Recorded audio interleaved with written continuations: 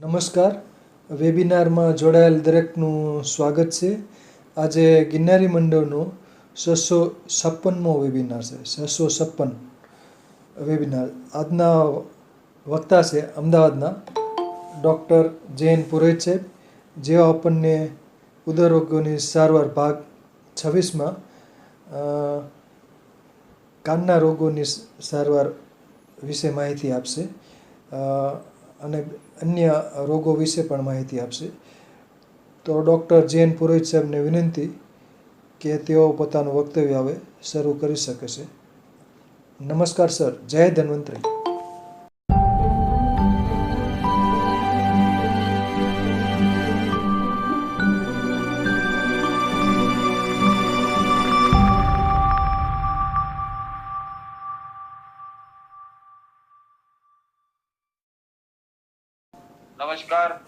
નમસ્કાર sir.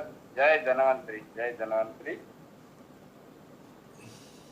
656માં webinar ને શરૂઆત કરતા પહેલા ભાગ 26 એટલે 25 ભાગની અંદર આપણે કર્ણરોગ ઉપરની વાતો કરેલી. કાનના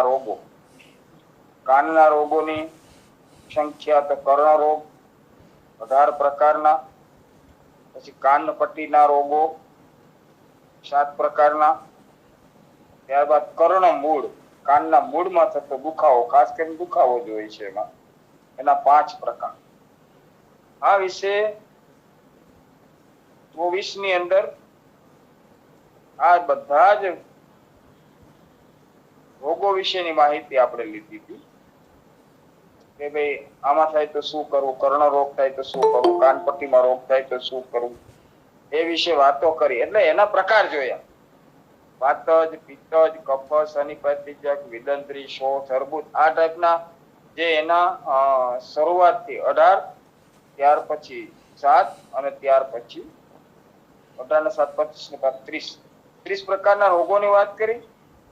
ભાગ 25ની અંદર આપણે કર્ણ ચિકિત્સા, કાનમાં ઘણા બધા પ્રકારના રોગો વિશે આપણે વાતો તો કરી, પણ કાનના રોગો કેવા હોય અને એના વિશે વાત કર્યા પછી આપણે એની સીધી ટ્રીટમેન્ટ, કારણ કે ચિકિત્સા અને નિદાન આ બે વસ્તુ ન હોય તો ખરેખર તો અત્યારના યુગમાં બધું ચાલે છે, પણ પહેલાના યુગમાં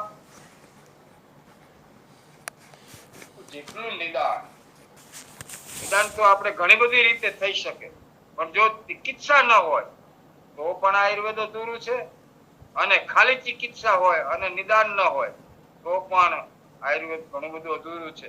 એટલે આપણે શરૂઆતથી અત્યારના જે 26 ભાગ સુધી નિદાન અને ચિકિત્સા બે વિષય ઉપર ખાસ ભાર મૂકીને જેટલું સમજણ છે એટલું આપણે એમાં લેતા જઈએ છીએ.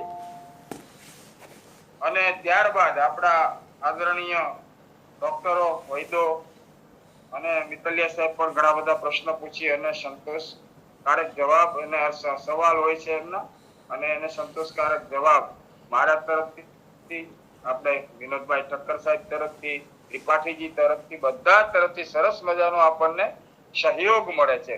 હરેક વસ્તુ મારી પાસે હોય એવું જરૂરી નથી, બધા પાસે હરેક વસ્તુ હોતી પણ નથી. તો એમાં અધૂરી કડીઓને જોઈન્ટ કરી અને આ વેબિનારો આજે નહીં પણ 25 વર્ષ પછી અથવા તો 5 વર્ષ પછી આની કિંમત સમજાશે લોકો. ત્યારે સંપૂર્ણપણે આપણે આયુર્વેદ બાજુ વળવું જ પડશે, અને નહીં વળીએ તો ભોગવવા માટે તૈયાર રહેવું પડશે. તો આપણા આપણા જે 5 પ્રકાર, આપણી આ ઉદર રોગ, 8 પ્રકારના ઉદર રોગમાં વાત, પિત્ત અને કફ, વાતોદર, પિત્તોદર અને કફોદર. એમાં હજી આપણે વાતોદર માંથી જ બહાર નથી, એના 26 પાર્ટ થઈ ગયા છે. મિક્સ સાથે આપણે પિત્તને વાયુથી થતા રોગોમાં વાયુ, પિત્ત ને કફ ને લઈએ છીએ, પણ મુખ્યત્વે પ્રાણવાયુ અને ત્યાર પછી હજુ આપણે ઉદાન વાયુ સુધી પહોંચેલા છીએ. તો ભગવાનને અને મા વનસ્પતિને વંદના કરી અને આજના વેબિનારને આગળ ધપાવ્યું. ઓમ આયુર્વેદાય નમઃ.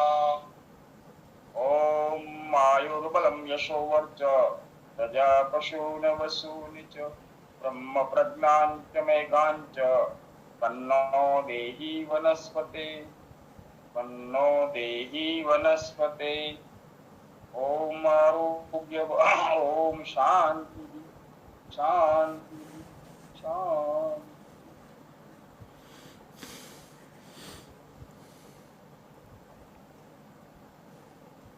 વેબિનાર ને કર્ણરોગ ENT નાક કાન અને ગળું, આઈ નોઝ અને થ્રોટ એટલે ENT ત્રણ પ્રકારથી એને ENT ઇંગ્લિશમાં કહેવામાં. આઈ એટલે આંખ, ઈયર ઈ એટલે નોઝ, EN એટલે નોઝ એટલે નાક અને ઈયર નાક કાન અને ગળું, નોઝલ ઈયર અને થ્રોટ આ ત્રણ ઉપર એને ચક્ષુ નથી આવતું, ઈયર આવે છે ENT. તો આ ENT શબ્દ ઘણી વખત યાદ રાખવો પડે છે, ભૂલાઈ જતું હોય છે. પણ ઋષિકાળની અંદરથી આપણા ઋષિ મુનિઓએ જે આપણને આપ્યું એને ક્યારેય યાદ રાખવું નથી પડતું. આને ઉર્ધ્વ જત્રુગત રોગ કહેવાય. અને વૈદ જન્મે ને એટલે એના કાર્યની અંદર જન્મે. જન્મજાત તો વૈદ નથી હોતા, પણ જે વૈદ જન્મે, વૈદ ક્યારે જન્મે? જ્યારે એ શરૂઆત કરે નિદાનની અને ચિકિત્સા. 15% શ્વાસોશ્વાસ અધર ચડી જતા હોય, સફળતા મળશે, નિષ્ફળતા મળશે, શું મળશે? ત્યારથી જે લોકો પ્રેક્ટિસ માટે થઈ અને આપણા મુખ્ય ગ્રંથોને વાંચતા હોય તો એની અંદરનો ઉડાન વાયુ એટલે ઉદર જત્રુગત રોગો, તો ઉદર જત્રુગત રોગો એટલે નાક, કાન, ગળું, આંખ અને મસ્તક. તો પ્રાણવાયુ પછી આપણે ઉદાન વાયુએ પહોંચ્યા છીએ. ઉદાનો નામ યસ્તુર ઉર્ધવ મુખ પૈતિહ પવનો તમઃ તેન વાસિત પિતાદિ વિશેષો અભિપ્રવૃતતે ઉદરજત્રુગતાન રોગાન કરોતિ ચ વિશેષત. ઉદાન વાયુ 5 પ્રકારના વાયુનો ઉત્તમ વાયુ એટલે ઉદાન વાયુ છે. અને ઉદાન વાયુમાં આપણે ચોથો કે 5મા વેબિનારમાં આપણે પ્રવેશ કરી ચૂક્યા છીએ. નાક, કાન, ગળું, મસ્તક અને આંખ. આપણે ખાલી 3 નહીં 5 પ્રકારથી ઉદાન વાયુ સાથે સંકળાયેલા છે. તો ગયા વખતે ખૂબ સરસ મજાના પ્રશ્નો બી થયા હતા અને આપણે કાનની ચિકિત્સાની અંદર કર્ણસૂળ, કર્ણસ્ત્રાવ આ વિષય ઉપર કર્ણના જે રોગો છે એના વિશે તો આપણે સમજી લીધું. પણ કર્ણસૂળ એટલે કાનનો દુખાવો થાય તો શું કરવું, અને કર્ણસ્રાવ એટલે કાનમાંથી રસી પરું નીકળતા હોય તો એના માટે શું કરવું, અને કૃમિકર્ણ કાનમાં કીડા પડે એટલે અંદર જો કોઈ જીવજંતુ અંદર ગયું હોય ને એને અંદર ઈંડા મૂક્યા હોય ને મોટા થાય તેમાંથી કીડા પણ થઈ શકે છે. બગાસ એટલે આપણે બગાસ કહેતા હોય છે, બગઈ પણ એને કહેતા હોય છે. ખાસ કરીને પશુમાં એક લાલ કલરનું પાંખો વાળી ઉડી શકે એવી જીવાત હોય છે અને એ અંદર ઈંડું મૂકે તો ખૂબ જ મુશ્કેલી થાય. આની પહેલાના વેબિનારમાં પણ હું કહી ચૂક્યો છું. એ કાનમાં વાળના ગુચ્છા હોય ને આ લોકોને મંગલકારી ગણવામાં આવે. કાનમાં વાળ હોય એમ કે સુખી માણસના નિશાની હોય છે. તો સુખી કઈ રીતે? એમ આપણા શાસ્ત્રોએ સુખ અને દુઃખની વ્યાખ્યા કરેલી છે. સુખ એટલે આરોગ્ય અને દુઃખ એટલે રોગ. એવી જ રીતે વાળ હોય તો એના કાનની અંદર કોઈ જીવજંતુ જઈ ન શકે. અને એ સમયની વાત છે. જે દિવસે આપણે ઘઉં પથારી કરીને સુતાતા, પછી ખાટલા અને ઘણી બધી વસ્તુ આવી, પણ પરિસ્થિતિજન્ય એક ઘરની અંદર નાના 3-4 ભાઈ બહેનો બધા સૂતા હોય અને એ ઘઉં પથારી ઉપર કાચા મકાન હોય તો ઘણા પ્રકારના જીવજંતુ કાનમાં જતા રહે. એટલે કાનમાં વાળ હોય એને ભાગ્યશાળી ગણવામાં. તો કૃમિકર્ણ વિશે આપણે સંપૂર્ણપણે એમના ટ્રીટમેન્ટ એ આવી બધી વસ્તુ કાનમાં જતી રહી તો શું કરવું, બગાઈ જતી રહી તો શું કરવું, કોઈ જીવાત અંદર જતી રહે તો શું કરવું? તો પહેલા તો સામાન્ય રીતે આપણે જે કઈ તેલ મળે ને સામાન્ય સેજ ગરમ હોય ને તો તેલ ન હોય તો મધ, જે વસ્તુ લિક્વિડ, જાડુ લિક્વિડ, ઘન લિક્વિડ, દિવાલ હોય તો પણ ચાલે. દીવાની અને તેલ, મધ, એરંડિયું, જે વસ્તુ હાથમાં સિક્ત વસ્તુ આવે ને હાથમાં, એ કાનની અંદર નાખવામાં આવે ને તો એ વસ્તુ ગુંગળાઈને એનું મૃત્યુ થઈ જાય. પણ એનો દુખાવો સખત હોય છે. અને બગાસ હોય એને આપણે હાથમાં પકડીએ ને તે છૂટવા માટે એના પગથી આપણા આંગળા, બે આંગળાની વચ્ચે પકડી હોય ને તો એમાં એટલી આમ ભરાવે ને કે દુખાવો થાય. આંગળાની અંદર દુખે તો કાનમાં શું પોઝિશન થાય? એટલે જે તેલ હાથમાં આવે એ તાત્કાલિક એનો ઉપયોગ કરીએ. હવે વાત આપણે આગળ વધારીએ તો કર્ણસ્રાવ, કર્ણશૂળ અને કૃમિકર્ણ અને ત્યારબાદ કર્ણનાદ. આજકાલ ઘણા બધા લોકોને આ પ્રોબ્લેમ હોય છે કર્ણનાદનો. જે લોકો અતિશય અવાજવાળા ઘોંઘાટિયા વાતાવરણમાં નોકરી કરી હોય અથવા કરતા હોય, એ લોકોને જન્મજાત બચપણથી શરદીનો કોઠો એટલે કફનો કોઠો અને વિકૃત કફ હોય, બોડી એકદમ પાતળું હોય, વધારે પડતું કુવા, નદી, તળાવમાં નાહવાની આદત હોય,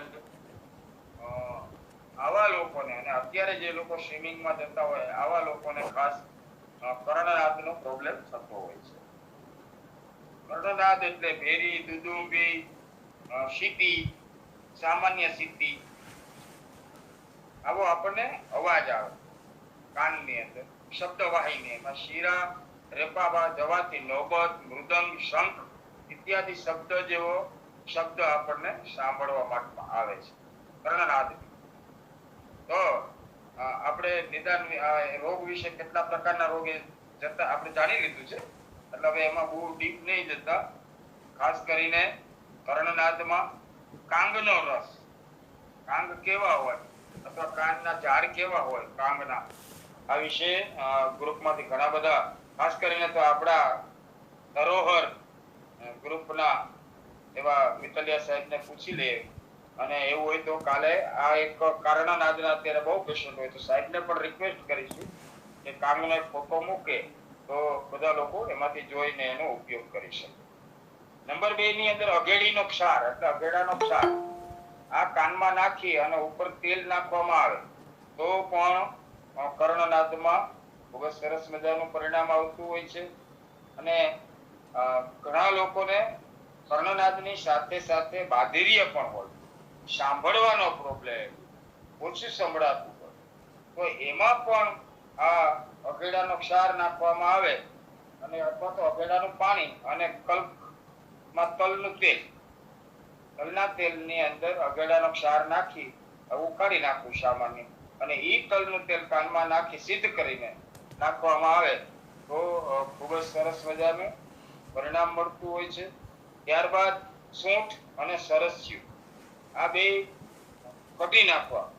સૂંઠ અથવા આદુ હોય તો ડબલ લેવું, અને સૂંઠ હોય તો 10 ગ્રામ, 100 ગ્રામ સરસિયા તેલની અંદર 10 ગ્રામ સૂંઠ નાખી અને સૂંઠ પાવડર બ્રાઉન થઈ જાય ત્યાં સુધી એને સિદ્ધ કરી અને પછી ઠંડુ થયા પછી આ ઉપચાર કરવામાં આવે તો કર્ણનાદ અને બાધિર્યતા, લાંબા સમયની બેરાશ, આ બેયનો નાશ કરે છે.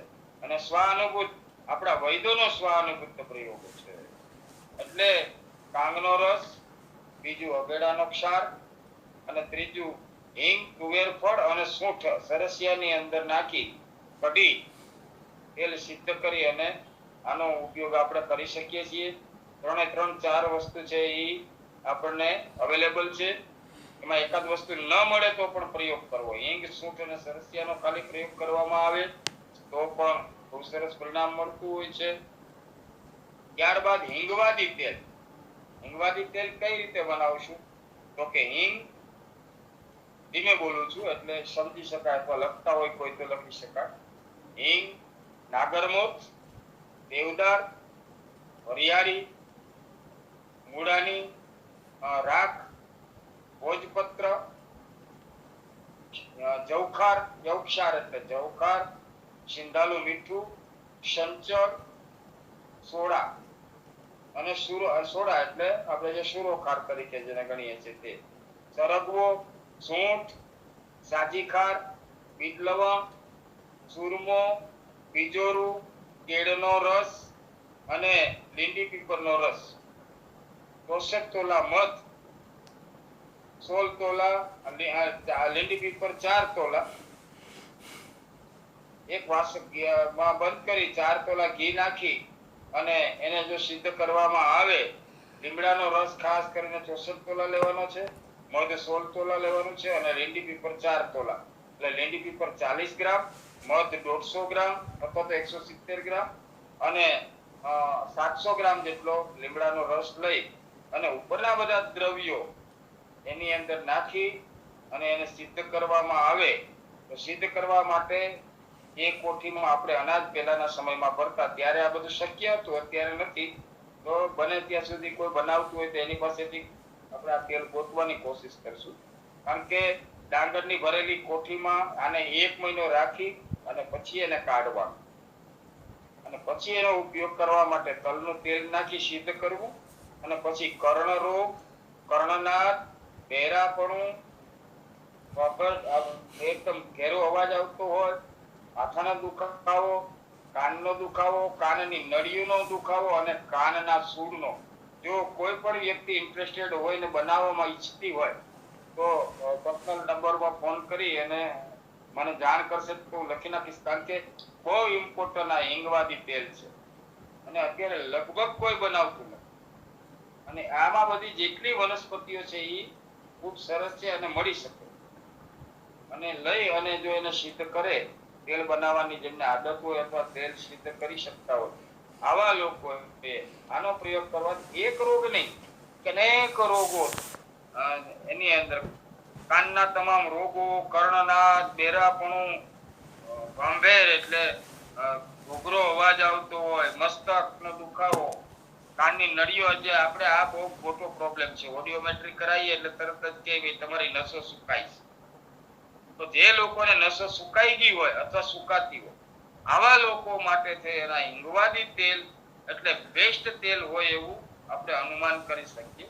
પણ કોઈને કોઈ જો બનાવે આવું તેલ તો 10 બોટલ, 20 બોટલ, 50 બોટલ મને જ મોકલી દેવી, 20 ગ્રામની ભરીને, કારણ કે આ તેલ એટલું બધું ઇમ્પોર્ટન્ટ છે કે કોઈ પણ કાનના રોગોમાં ખૂબ સરસ મજાનું પરિણામ, સર્વ રોગ કાનના આવી જાય છે. અને આ તેલને ચરક અને સુશ્રુતે માન્યતા આપેલી.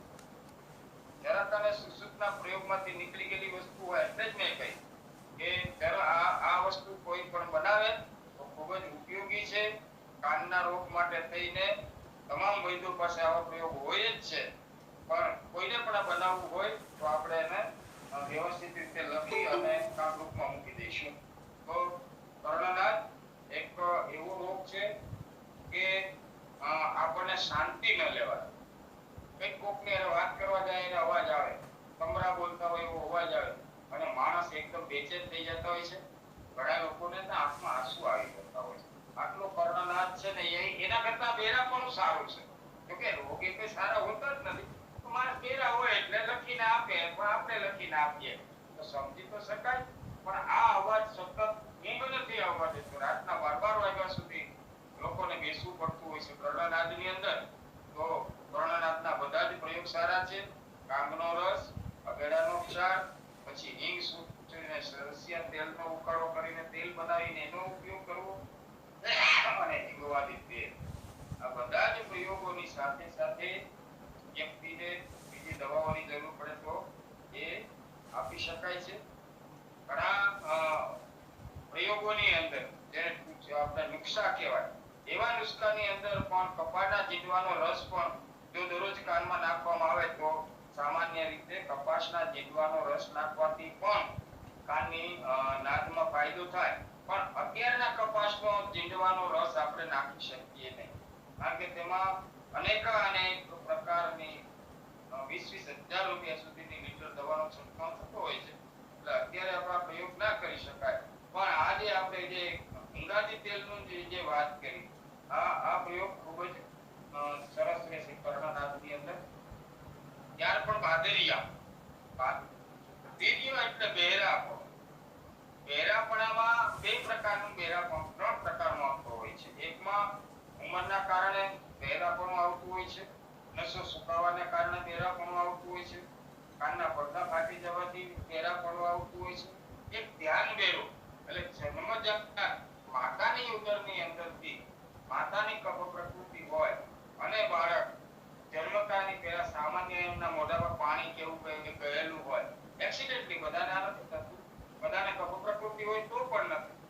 એટલે માતાની તંદુરસ્તી ક્ષીણ હોય, કફ પ્રકૃતિ અને શરીરમાં જે શક્તિ હોવી જોઈએ એને બદલે વધારે પડતી નબળાઈ હોય અથવા તો કોઈ મેજર કોમ્પ્લિકેશનને કારણે હાઈ પાવરની દવાઓ લીધેલી હોય, તો આવા બાળકની અંદર બે પ્રકારના રોગ આવે. એક જન્મજાત બહેરું, બહેરા સાથે મૂંગું હોય જ બાળક, મૂંગા બહેરાની એક પ્રકારની સારવાર ગણવામાં આવે છે. તો આ બે વસ્તુની અંદર જન્મજાત હેરિડિટી અથવા તો જન્મતાની સાથે કોઈ પણ કન્વર્ઝન થવાથી આંચકી આવવાથી પણ આવા પ્રકારના રોગો થઈ જતા હોય છે. તો કર્ણનાદ પછી બહેરાપણું એટલે બાધિર્ય બે પ્રકારનું હોય છે. એક માતાના ઉદરથી હોય છે અને એક પછી સમયમાં યુવાવસ્થા પહેલા પણ થઈ શકે છે, બાલ્ય અવસ્થામાં અને વૃદ્ધાવસ્થામાં. તો 100 માંથી અત્યારે વધારે આપણે આંકડા નથી જોવાના, ચલો ને વૃદ્ધાવસ્થા 60, 65, 70 વર્ષ શરૂ થાય એટલે બહેરાપણાની શરૂઆત થાય. તો બહેરાપણાથી બચવા માટે ગૌમૂત્રમાં બીલી વાટી, એમાં પાણી, બકરીનું દૂધ અને તેલ નાખી એને પાચન કરવું અને સિદ્ધ કરવું.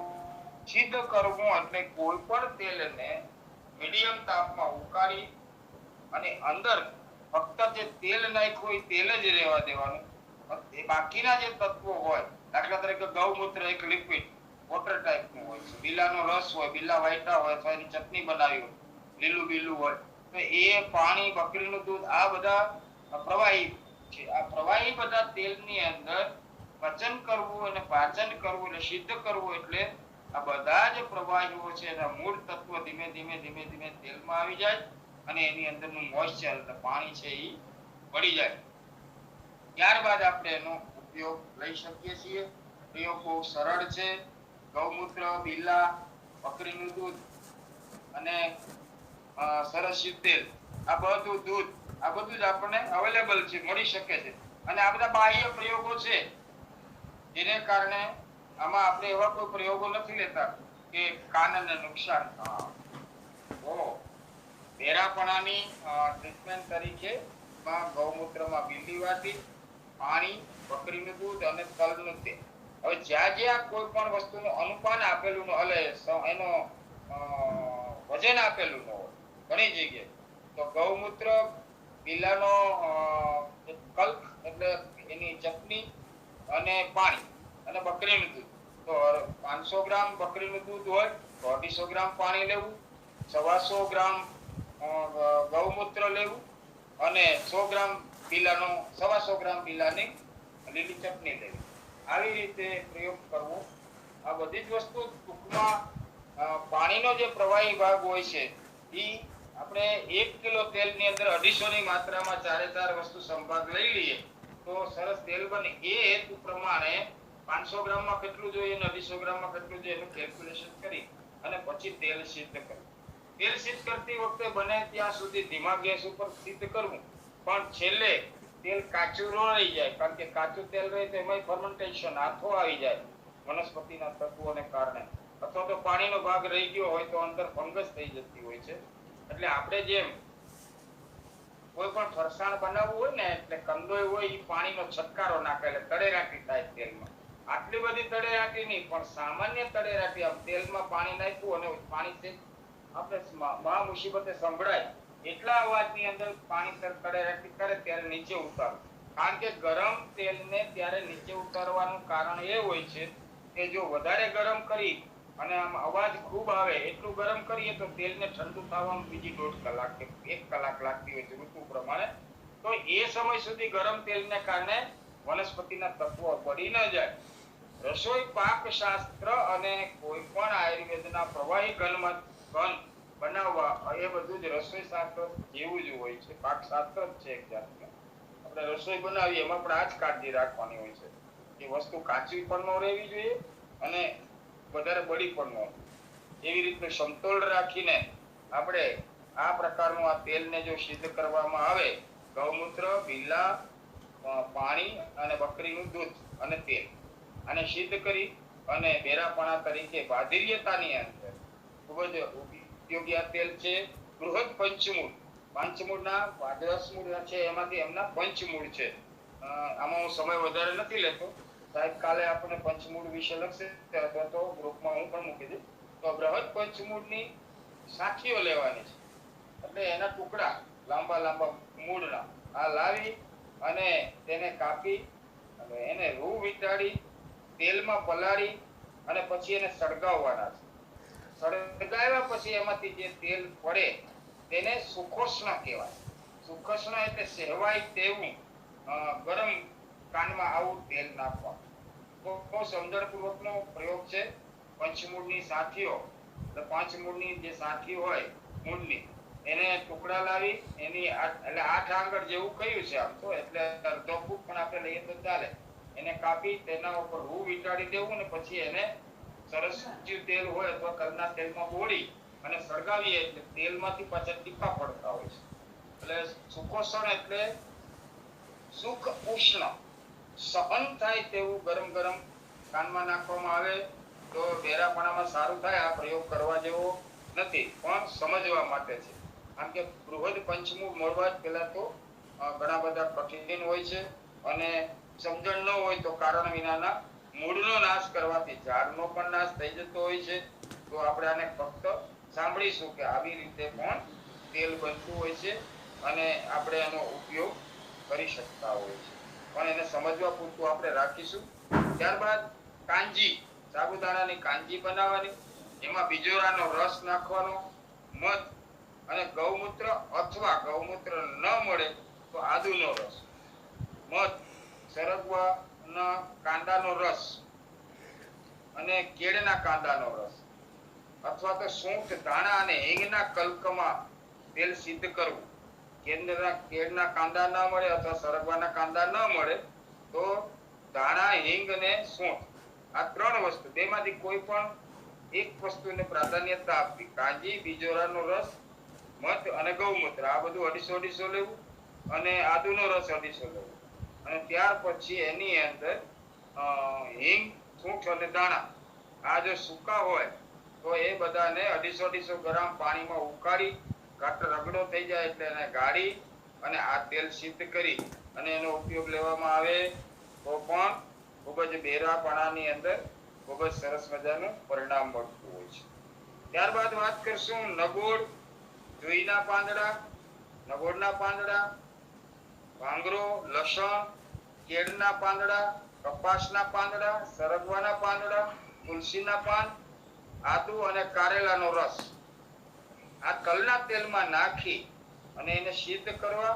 અને આ પ્રયોગ ફક્ત વૈદ્યો માટે છે, કારણ કે એમાં વચનાગ નાખવાનો છે. વચનાગ એક ઝેરી તત્વ છે, એટલે વચનાગ તમામ વસ્તુ 100 ગ્રામ લઈએ તો 800 ગ્રામ જેવું થાય, તો એની અંદર 2 ગ્રામ જેટલોથી વધારે નહીં, 2 ગ્રામ જેટલો વચનાગ નાખી અને તેલનું પાચન કરવું અને પછી આ તેલ કાનમાં નાખવાથી બહેરાપણું, કર્ણનાદ, કૃમિકર્ણ, શણકા નીકળવા અને પરુ, આપણે જે વાત કરી કર્ણસ્રાવ, કર્ણશૂળ, કૃમિકર્ણ અને કર્ણનાદ, આ બધા જ રોગોની અંદર એક જ તેલ સરસ મજાનું કામ કરે.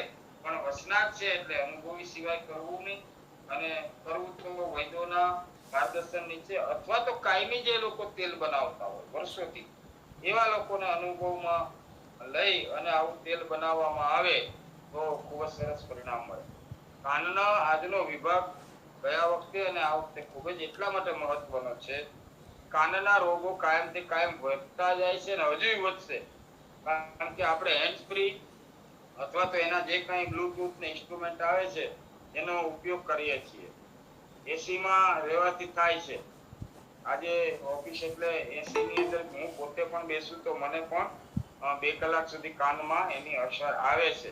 તો આ બધા જ પ્રયોગોને સમજીને અને આપણા ગિરનારી મંડળની અંદરના વિનોદભાઈ ખરા ખાસ કરીને આનું રેકોર્ડિંગ અને એની લિંક તૈયાર કરે છે. તો આવી લિંક સાંભળી અને બીજી વખત સાંભળી અને બને ત્યાં સુધી નોંધ કરવી અને પછી એનો પ્રયોગ કરી શકાય.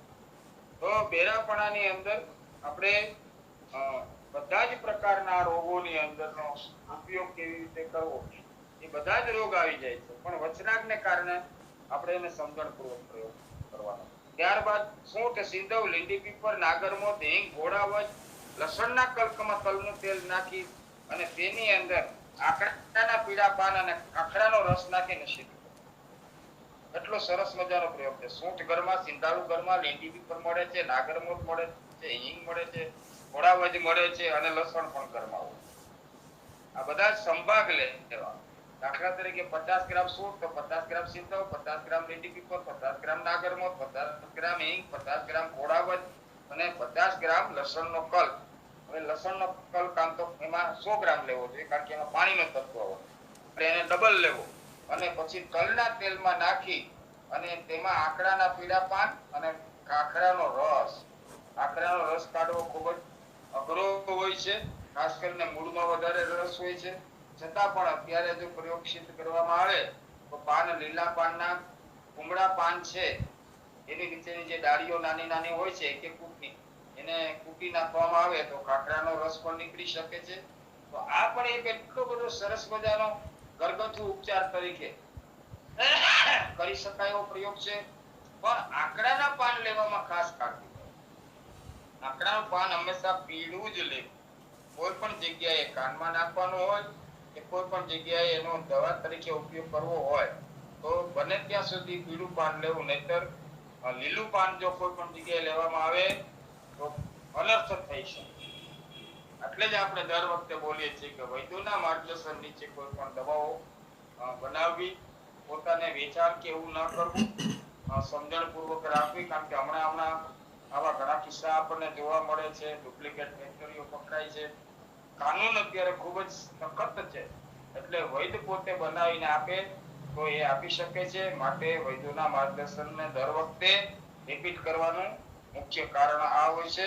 તો સૂંઠ, સિંધવ, લીંડી પીપર, નાગરમોદ, હિંગ, ઘોડાવજ, લસણના કલ્કમાં તલનું તેલ નાખી અને તેમાં આકડાના પાન આ બધી વસ્તુ આપણે કહ્યું એ પ્રમાણે લઈએ તો પીળા અને ખાખરાનો રસ 100 ગ્રામ નાખી સિદ્ધ કરી અને ઉપયોગ કરવામાં આવે તો કર્ણરોગની અંદર બેરાપણાનો અને ખાસ કરીને દુખાવો, કર્ણનો રોગ, કાનના તમામ રોગોની અંદર સંપૂર્ણપણે ખૂબ સરસ મજાનું કામ આપતું હોય છે. કોઈ પણ લીલા તત્વ લેવા હોય તો એ ઔષધિને ચટણીની માફક પીસી નાખવી અને 4 ગણું તેલ લેવું. કોઈ પણ લીલી ઔષધિ લેવાની હોય તો એનાથી 4 ગણું તેલ લેવું અને સૂકી વનસ્પતિ હોય તો જેટલું એનું વજન હોય એનાથી 8 ગણું પાણી લેવું અને એને ખૂબ ઉકાળી ધીમા તાપે અને તેનો રગડો લેવો. પછી તેલ હોય એ લીધા બાદ એમાં તેલનો ભાગ જ રહે ત્યારે ઉતારી ઠંડુ થાય ત્યારે ગાળી લેવું અને પિત્તળના કલઈવાળા વાસણ અથવા તો કાચની બોટલમાં આવા તેલને રાખવાની એક કાળજી લીધી ગણાય છે.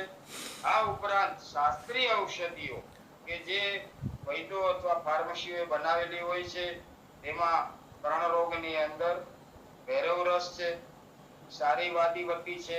ગયા વખતે મિત્રિયા સાહેબે પણ આપણને સારીવાદી અથવા તો ડોક્ટર સાહેબે વાત કરી હતી. ત્યારબાદ હિન્દુ વટી છે, રાસનાદી ગુગળ છે. પછી આવી બધી ઔષધિઓ ખાવા માટે બજારની અંદર મળતી હોય છે. તો વૈદ્ય પાસેથી એમનું પ્રિસ્ક્રિપ્શન લખાવી અને આવી દવા કેવી રીતે ખાવી, એની સાથે શું પરેજીઓ રાખવી. કારણ કે કાનના રોગ મેજોરિટી પિત્ત અને કફ બે વસ્તુમાં મુખ્યત્વે જવાબદાર હોય છે અને વાયુ પણ જવાબદાર હોય. તો કયા કારણથી કાનની અંદર તકલીફ થઈ છે એની સમજણ આપણે ન હોય તો આદરણીય વૈદ્યશ્રીના માર્ગદર્શન પ્રમાણે જવું, ચેક કરાવી અને આવા પ્રકારની કોઈ પણ સારીવાદી વટી છે, હિન્દુ વટી છે, રાસના ગુગળ છે, આ બધી જ ઔષધિઓ ખૂબ જ સરસ કર્ણરોગની અંદર કામ આપતી હોય છે. ત્યારબાદ ગંધકનું તેલ, ગુંજાફળનું તેલ, કુષ્ઠાદી તેલ, બિલવાદી તેલ, બૃહદ શંભુકાદી તેલ, ક્ષાર તેલ, હિંગવાદી તેલ, દસમૂલાદી તેલ, ધતુર તેલ, આવા ઘણા બધા પ્રકારના તેલ ઘણી બધી કંપનીઓ બનાવતી હોય છે. તો એ પણ જે લોકો વાપરતા હોય અથવા તો જે વૈદ્યો વાપરતા હોય અને કાન વિશેનું વધારે કામ કરતા હોય તેવા લોકોના માર્ગદર્શન પ્રમાણે આમાંનું કોઈ પણ તેલ પણ લઈ શકાય છે. અને એનો ઉપયોગ કરવામાં આવે તો આપણે કાનના રોગોની અંદર ખૂબ જ સરસ મજાનો ફાયદો થઈ જતો હોય. તો આપણે આગળ વાત કરી કર્ણશૂળ, કર્ણસ્ત્રાવ, ધૂનીકર્ણ, કર્ણનાદ અને બાધિર્યતા, બહેરાપણ. ત્યારબાદ કર્ણના મૂળ, કાનના મૂળના દુખાવા આવે. કાનના મૂળમાં ઘણી વખત દુખાવો થવો એટલે નીચેની આપણી ગૂંટ હોય ત્યાંથી અંદરના ભાગથી લઈ અને અંદર સુધી સરકા આવતા હોય છે. તો કર્ણમૂળના તકલીફની અંદર ઘણી વખત સનેપેથિક જ્વરની અંદર, ત્રિદોષજન્ય જ્વરની અંદર સનેપાત ઉપડી જતો હોય છે એવું આપણે કહેતા હોય છે. આવા રોગની અંદર જ્વર રોગ, જ્વર એટલે કાન, ઘણા બધા પ્રકારના તાવ આવતા હોય છે. પણ જેમાં સનેપાતિક તાવ હોય છે ને એ વધારે ડેન્જરસ હોય છે, વધારે ખરાબ હોય છે. માણસ બકવાટ કરતું હોય છે, લવારો કરતું હોય છે, 104 ડિગ્રી જેવો તાવ થઈ જતો હોય છે.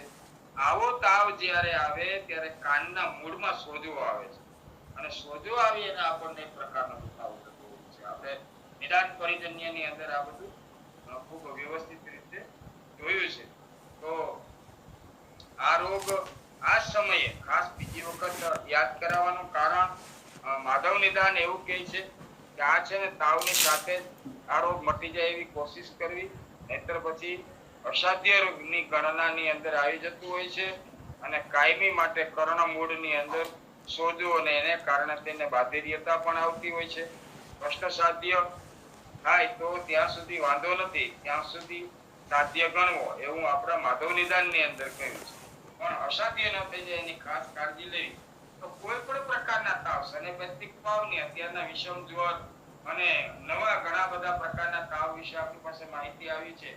એમાં ખાસ કરીને નિમોનિયા હોય અને તો એ કફ સાથે સંકળાયેલો હોય, ટાઇફોઇડ છે આંતરડા સાથે સંકળાયેલો હોય, આવા મેલેરિયા છે સ્પ્લિન સાથે સંકળાયેલો, એમાંના પણ ઝેરી મેલેરિયા ના પણ ઘણા બધા પ્રકાર થયા. પણ કોઈ પણ પ્રકારનો તાવ આવ્યા પછી કાનનો દુખાવો હોય તો એને સહજતાથી ન લેવું, સહજતાથી લેવું. એને માટે થઈ અને બેદરકારી રાખવી નહીં, નહીતર લાંબા ગાળાએ આપણે કાનના રોગી બની જતા હોય. તો આવા દુખાવાની અંદર કર્ણમૂળના સોજાને કારણે દુખાવો જે થતો હોય છે એમાં પણ વૈદ્યના માર્ગદર્શન છે વચનાક લીંબુના રસમાં ઘસી અને એનો લેપ કરવો બહાર કાનના પોટથી નીચે છેદ આપણા દાંત જ્યાંથી પેલો દાંત શરૂ થતી હોય ને એ ભાગના સૂંઠ ભાગ હોય એકદમ ત્યાં વચનાકને લીંબુના રસમાં ઘસી અને એનો લેપ કરવો. ધતુરાના બિયા, રાઈ અને ગોળ અને એકત્ર કરીને એ પણ લગાડવામાં આવે તો સોજો જલ્દી બહુ ઉતરી જતો હોય છે અને સરસ મજાનું આપણને રિઝલ્ટ પ્રાપ્ત થાય. ત્યારબાદ ઇંગોરિયા, ઇંગોરિયા ફળ પણ ખૂબ સરસ કામ કરતા હોય છે. તો ઇંગોરિયા, હળદર, ગુંદાનું મીઠું, દેવદાર અને આંકડાનું દૂધ બધી જ વનસ્પતિ લઈ ખરલ કરી અને તેનો લેપ ઉપરા ઉપરી કરવો. વારંવાર આવો લેપ લગાડતો રહેવું જોઈએ જેથી કરી અને રોગ છે એ અસાધ્ય ના થઈ જાય. ત્યારબાદ સરગવાની છાલ અને રાઈના પાણીમાં વાટી અને એનો લેપ કરો એટલે ઇન્સ્ટન્ટ. વાહ, બહુ સરસ મજાનો પ્રયોગ છે. સરગવો લગભગ જગ્યાએ આપણને અત્યારે મળી જતો હોય, છાલ પણ મળી જતો હોય, રાઈ ઘરમાં હોય છે. તો રાઈના પાણીમાં રાઈને પેલા વાટી નાખવી, સેજ પાણી નાખતું જવું ને તેલ ઉડી જતું હોય છે. તો રાઈને પાણીમાં વાટી એની અંદર સરગવાની છાલ ને પણ વાટી એનો લેપ તૈયાર કરવો અને એનો લેપ બનાવી અને એ પછી એને વારંવાર લગાડવાથી સોજો તાત્કાલિક ઉતરી જશે અને બહુ સરસ મજાનો ઇન્સ્ટન્ટ પ્રયોગ છે. કોઈ પણ પ્રકારના કાનની નીચે આવેલા સોજામાં આ પ્રયોગ કરવાથી ઘરગથ્થુ પ્રયોગ છે અને બહુ સરસ રીતે ઉપયોગ થાય છે અને સોજો તાત્કાલિક. ત્યારબાદ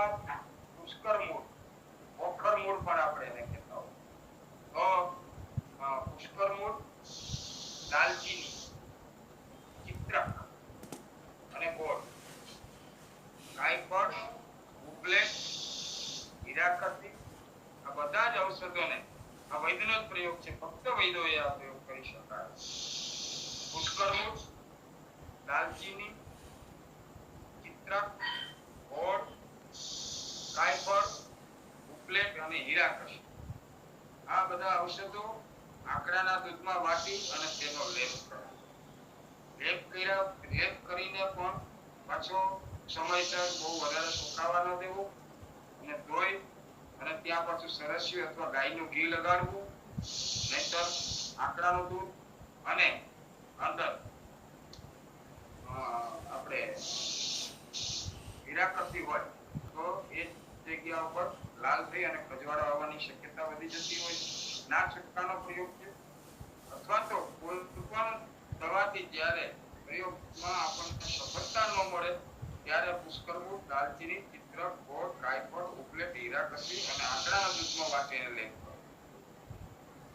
આ અઘરો લેપ છે, છતાં પણ ક્યારેય કોઈ પણ વસ્તુથી ના મટે. ઇમરજન્સી પણ કોઈ પણ પ્રકારની સારવાર લીધા પછી પણ રોગ કંટ્રોલ ન થાય ત્યારે આ પ્રયોગ કરવાનો.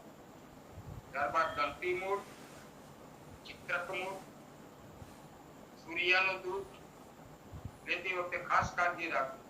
સૂર્યાનું દૂધ આંખમાં જાય અને સમયસર એને કાઢવામાં ન આવે તો આંખ જતી રહે છે અથવા તેજ પણ ઘટી જતું હોય.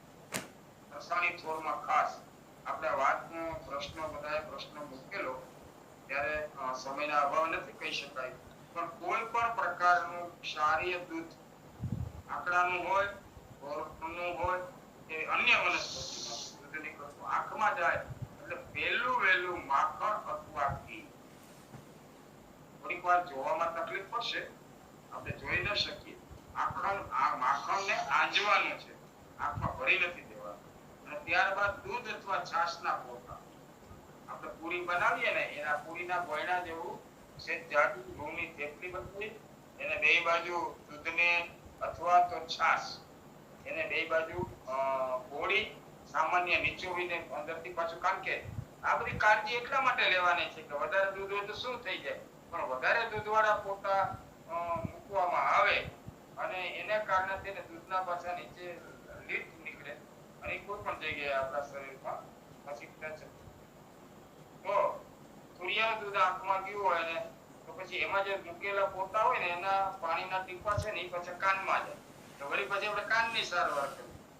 અને કાનની સારવાર માટે થઈને તો આ પ્રયોગો આપણે કરતા હોય. દંતી મૂળ, ચિત્રક મૂળ, સૂર્યાનું દૂધ ગોગલ્સ લેવા અને ઉપર માસ્ક પહેરવું, આંખોને વીંટાઈ જાય રીતે પેલું પટ્ટો કે એવું કંઈ બાંધી લેવું અને પછી લેવું. આકડાનું દૂધ, સૂર્યાનું દૂધ, ચિત્રક મૂળ, દંતી મૂળ આ બધાને ભેગા કરવાના.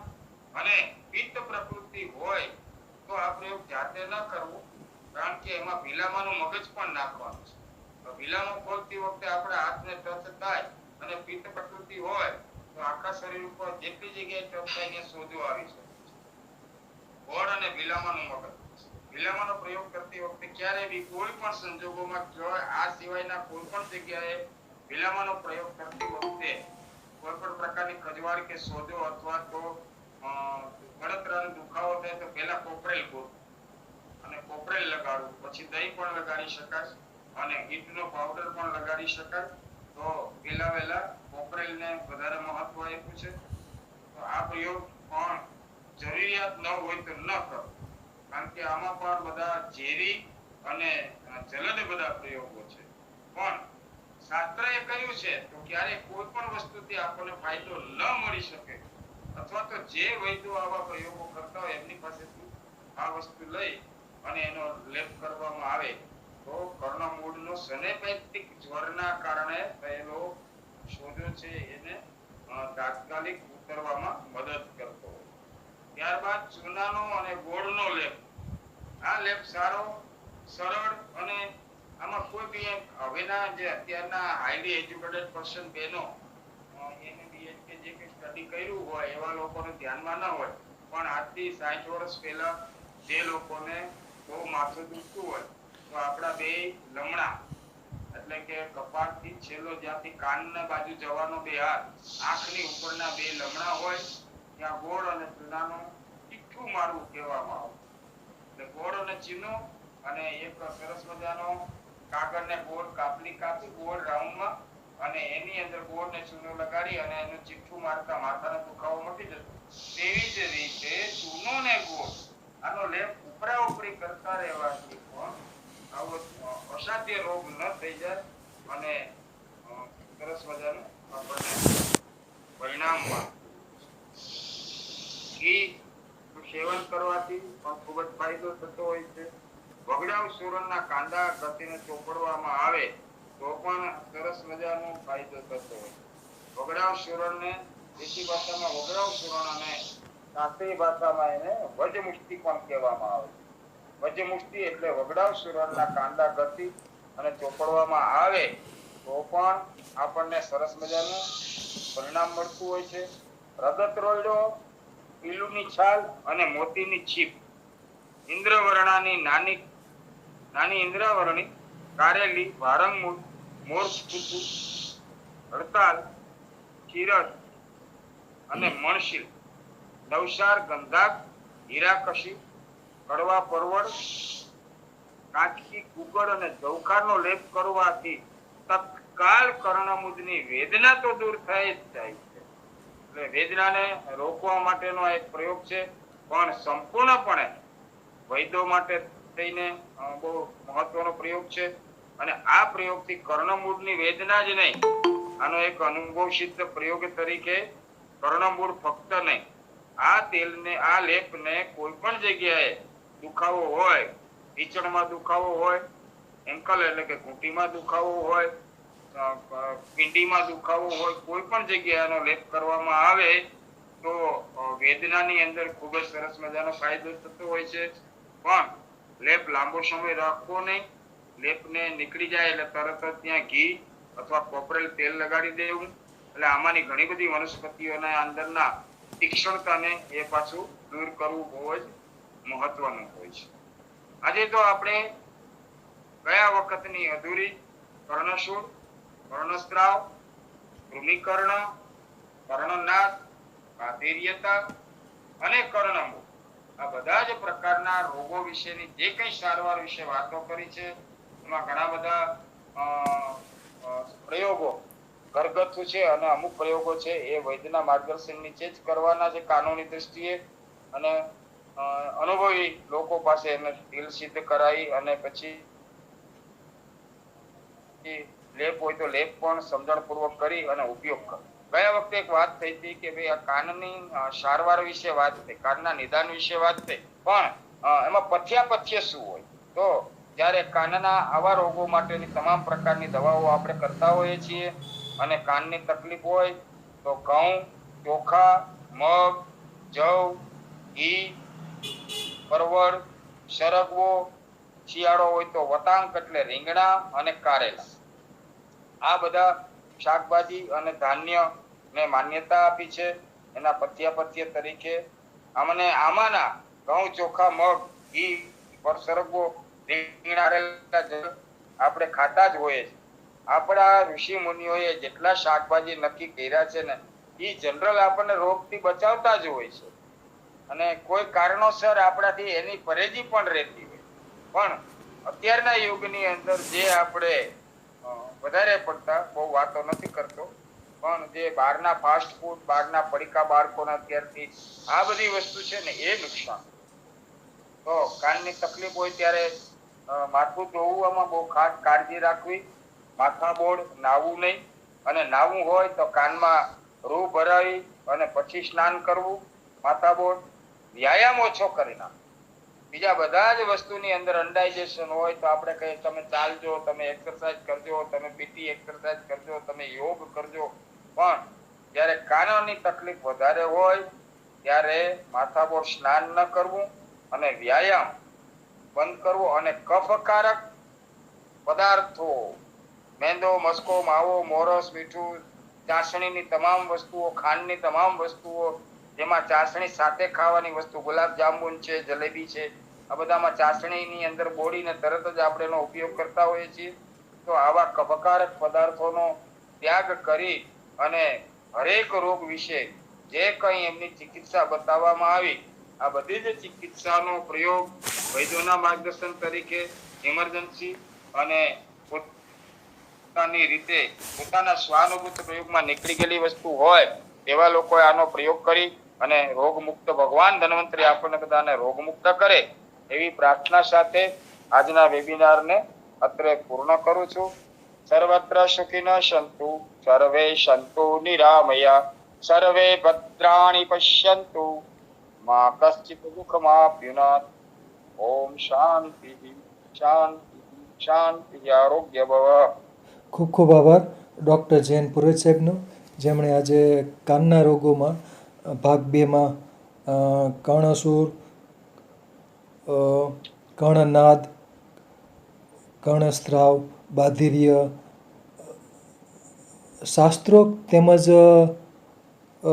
ઘરગથ્થુ પ્રયોગો વિશે માહિતી આપી. ખૂબ ખૂબ આભાર. હવે શ્રી વિનોદભાઈ ઠક્કર સાહેબ, વૈદ્ય શ્રી વિનોદભાઈ ઠક્કર સાહેબને વિનંતી કે 2 શબ્દો કહે. ઠક્કર સાહેબ. જય ધન્વંતરી.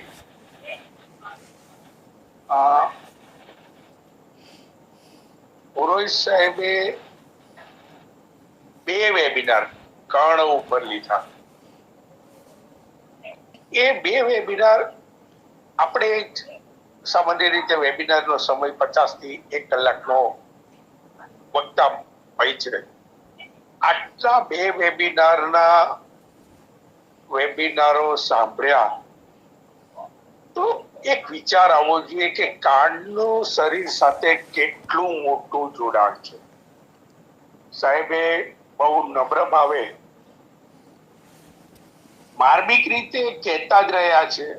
અને ઉદ્ધવજત્રુના રોગો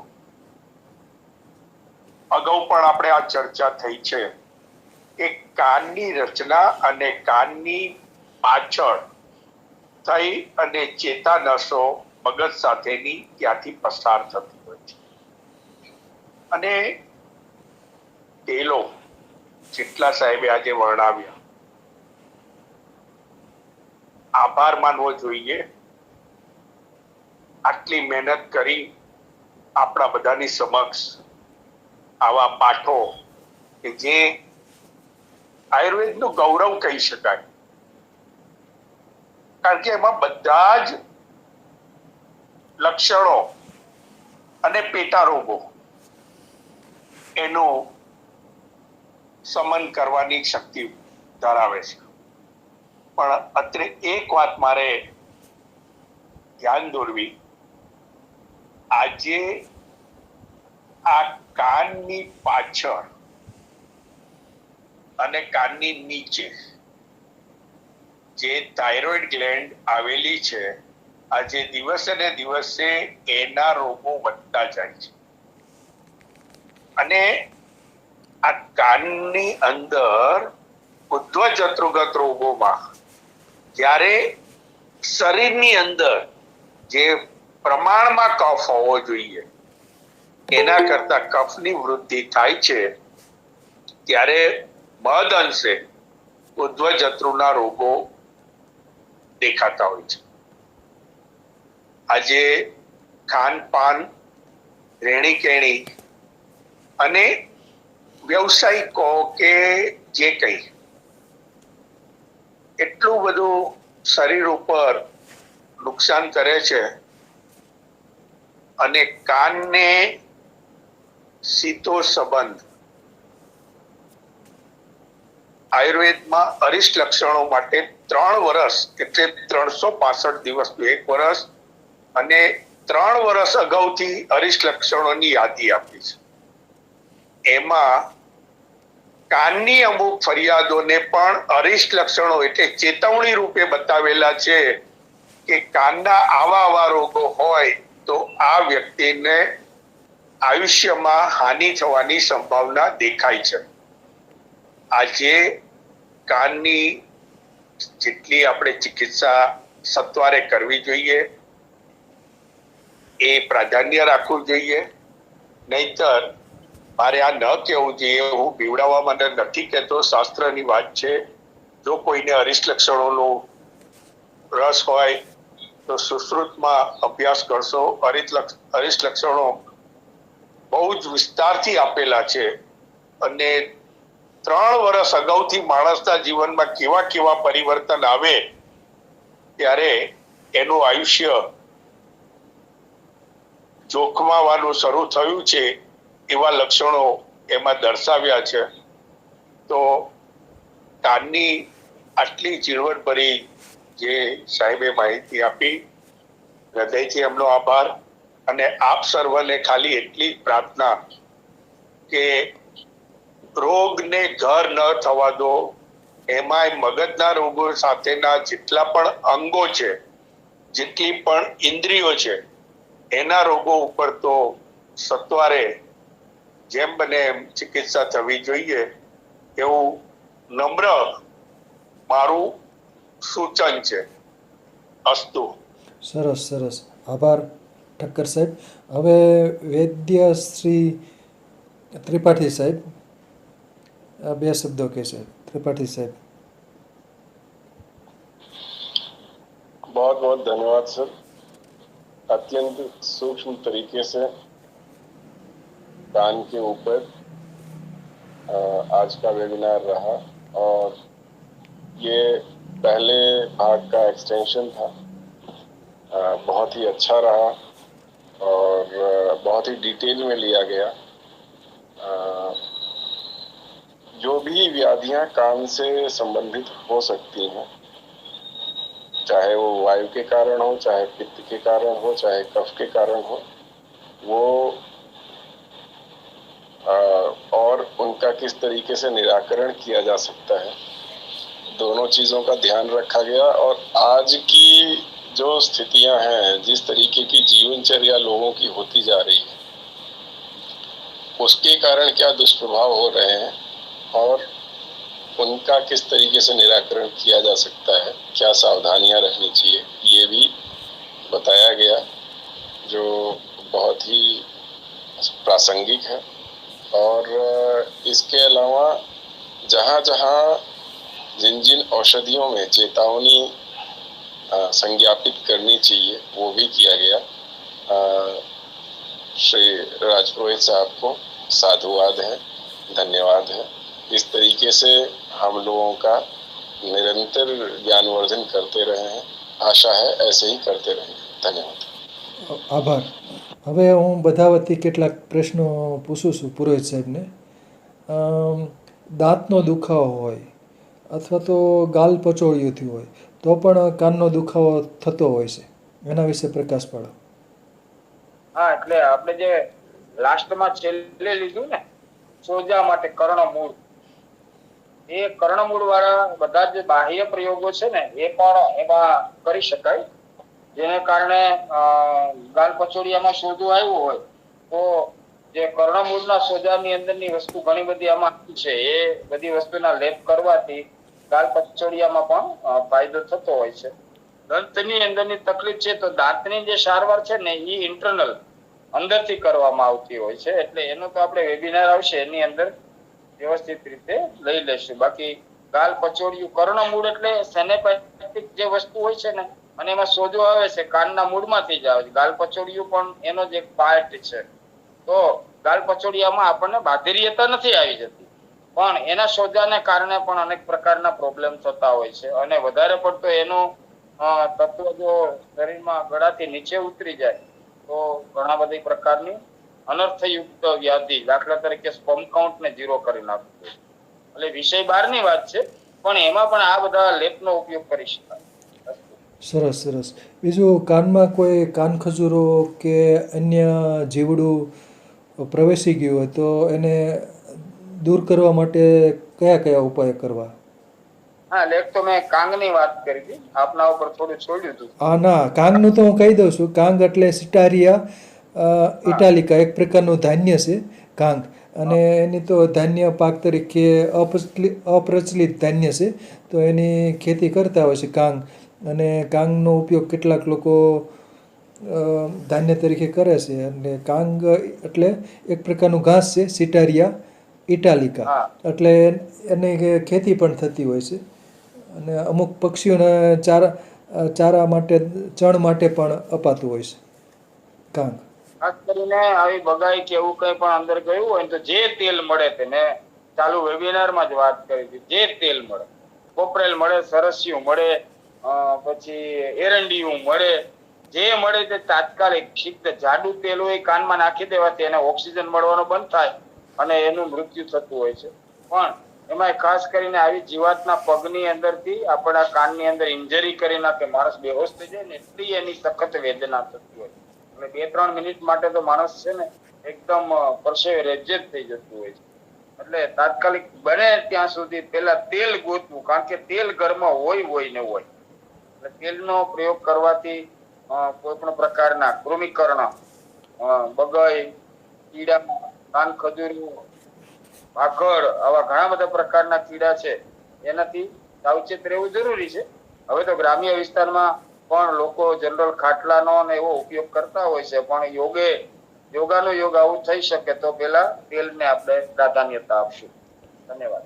સરસ સરસ.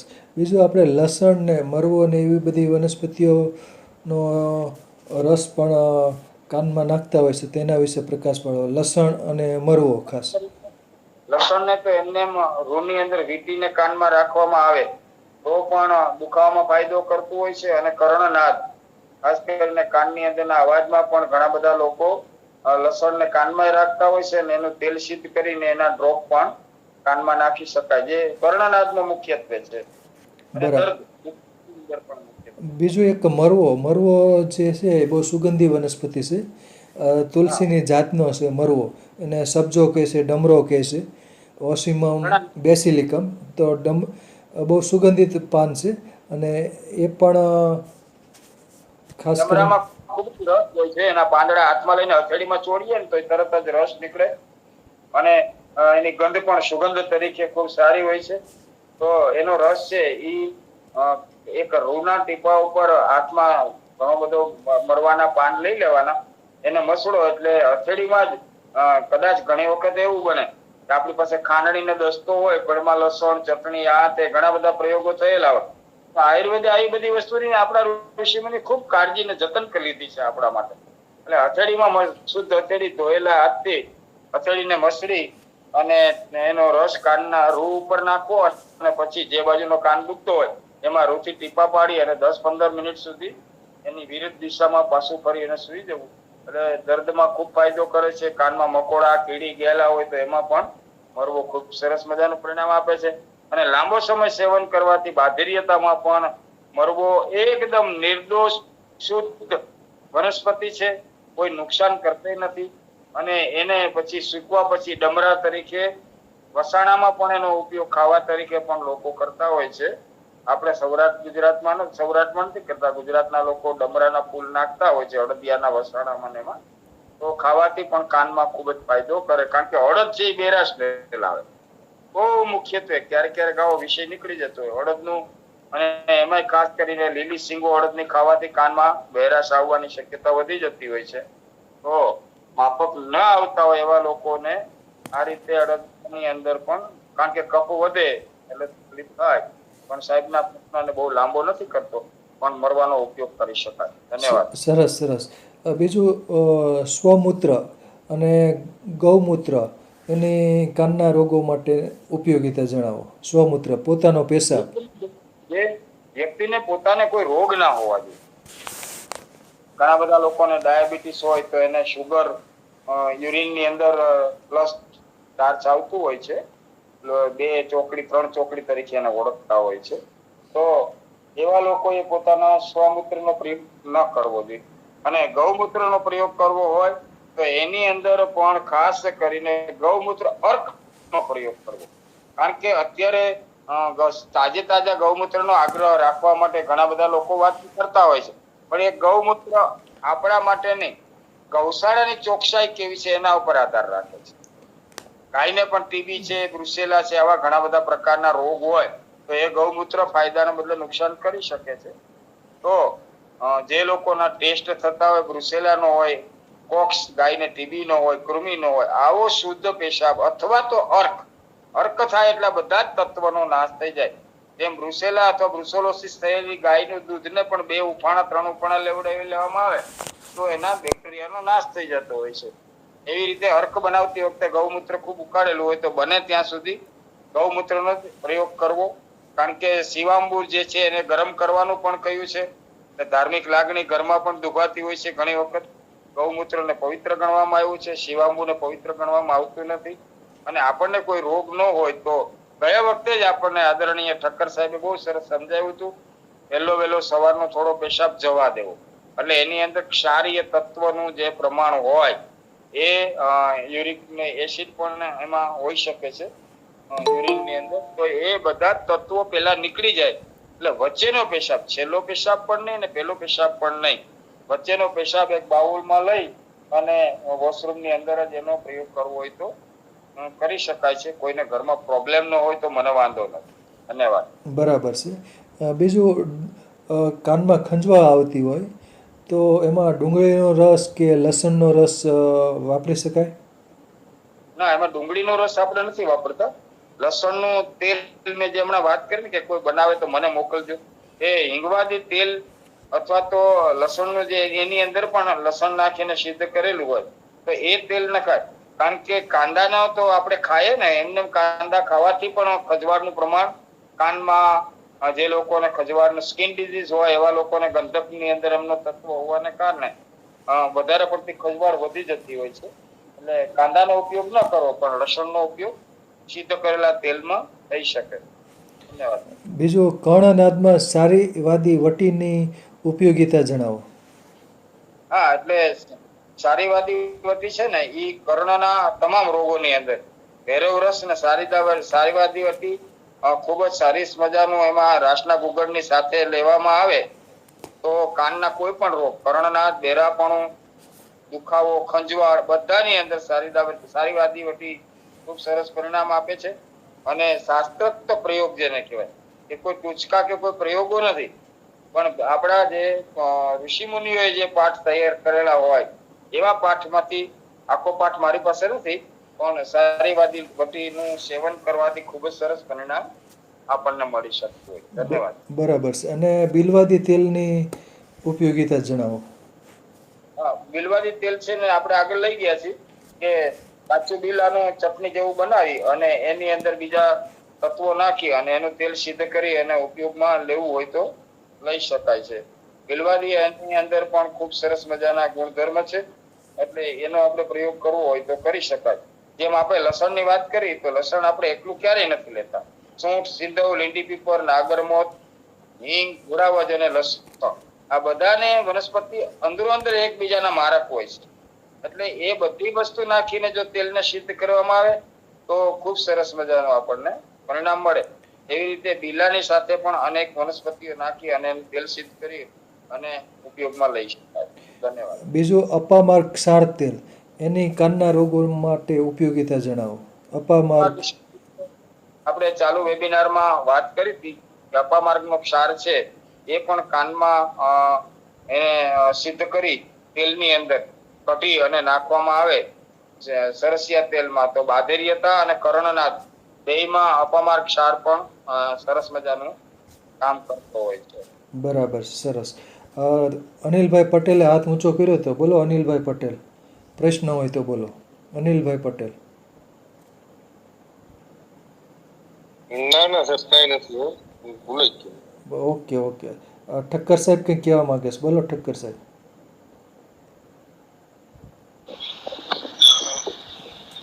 સારીવાદી વટી ખાસ કર્ણરોગ માટે છે, પણ સારીવાદી વટીની સાથે અત્યાદી કાઢા ગોળ નાખીને